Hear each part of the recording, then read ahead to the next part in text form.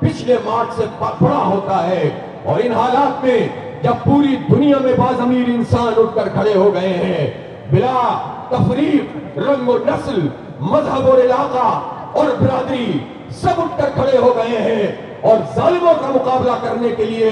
اپنے یکجہتی کا اظہار فلسطینیوں سے کر رہے ہیں، ایسے موقع پر یہاں اہل کراچی نے ثابت کیا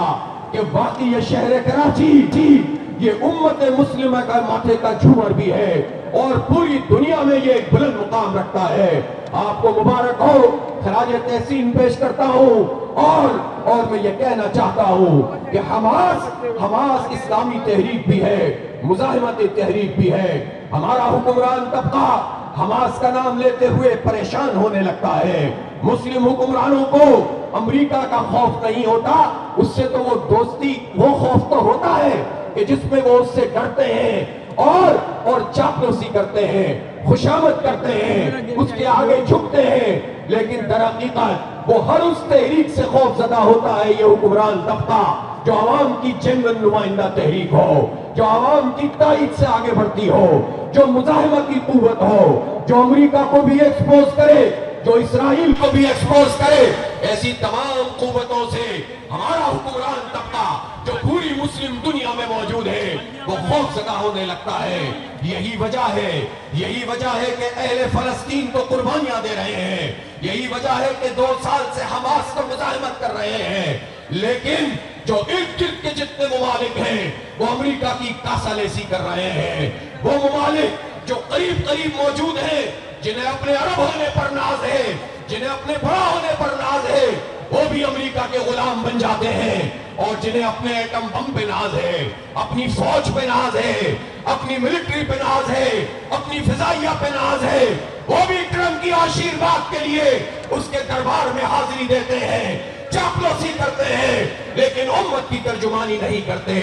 اس لیے ہمارا پہلا مطالبہ ہی یہ ہے کہ حماس ایک لیجیٹیمیٹ فورس ہے، ایک ریزسٹنس موومنٹ ہے۔ اقوام متحدہ کی چارٹر کے مطابق کسی علاقے پر کوئی آکوپائیڈ فورس آ جائے، کوئی قابض قوت آ جائے اور علاقے کو یرغمال بنا لے تو اس کے خلاف مزاحمت کی جا سکتی ہے، ہتھیار اٹھایا جا سکتا ہے۔ حماس اگر فلسطینیوں کی طرف سے لڑ رہے ہیں، انہوں نے اگر ہتھیار اٹھائے ہیں تو اقوام متحدہ کے چارٹر کے مطابق یہ کام کر رہے ہیں۔ حماس اگر ترجمانی کر رہے ہیں تو اس لیے کر رہے ہیں کہ 2006 میں اس نے پورے فلسطین میں الیکشن میں کامیابی حاصل کی تھی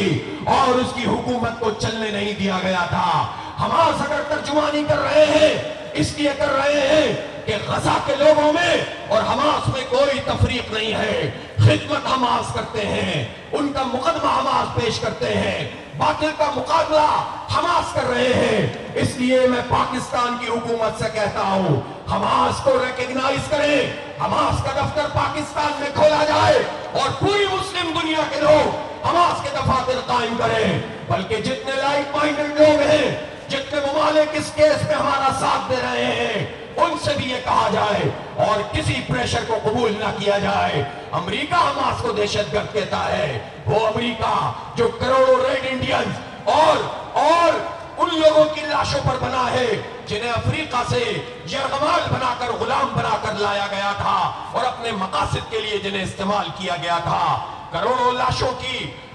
لاشوں پر جو امریکہ بنا ہو، جس نے ہیروشیما ناگاساکی پہ بم پھینکا ہو، جس نے ویتنام پہ لشکر کشی کی ہو، جس نے عراق میں انسانوں کو قتل عام کیا ہو، جس نے ایک تاریخی جھوٹ بولا ہو ٹونی بلیئر کے ساتھ مل کر اور پوری دنیا میں اپنی طاقت کے ذریعے یہ پروپیگنڈا کیا ہو کہ عراق میں ویپنز آف ماس ڈسٹرکشن موجود ہے، سوئی بھی برآمد نہیں ہوئی اور امریکہ نے عراق میں قتل عام کیا اور دواؤں سے ان بچوں کو محروم کیا، غذا سے محروم کیا۔ وہ امریکہ جو دنیا میں حکومتوں کے تختے الٹتا ہے، اپنی پراکسیز لڑتا ہے، وہ امریکہ جو اسرائیل کو طاقت فراہم کرتا ہے، وہ امریکہ اور وہ ڈونلڈ ٹرمپ جس نے ان ہتھیاروں سے بھی پابندی ہٹائی جو پچھلے صدر نے لگائی تھی اور یہ موقع اسرائیل کو فراہم کیا کہ مارو فلسطینیوں کو، قتل عام کرو۔